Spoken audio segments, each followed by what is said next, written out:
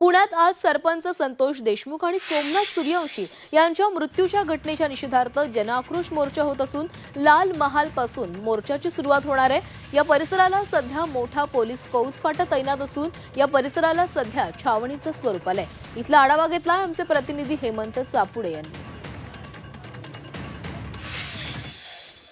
बीडच्या मसाजोगा गावचे सरपंच संतोष देशमुख यांची निर्गुणपणे हत्या झाली, तर दुसरीकडे परभणीमध्ये सोमनाथ सूर्यवंशी यांचा पोलीस कस्टडीत मृत्यू झाला। या दोन्ही घटनांच्या निषेधार्थ पुण्याच्या लाल महाल या ठिकाणावर नाचकर्ता जन आक्रोश मोर्चा निघत आहे आणि या मोर्चाला अवघे काही तास शिल्लक राहिलेले आहेत। आणि मी सध्या पुण्याच्या लाल महाल परिसरात, आपण या ठिकाणी जर पाहिलं तर मोठ्या प्रमाणात पोलिसांचा फौजफाट आपल्याला या ठिकाणी पाहायला मिळत आहे। कडेकोट सुरक्षा व्यवस्था या परिसरात तैनात असणाऱ्या कुठल्याही अनुचित प्रकार करू नये।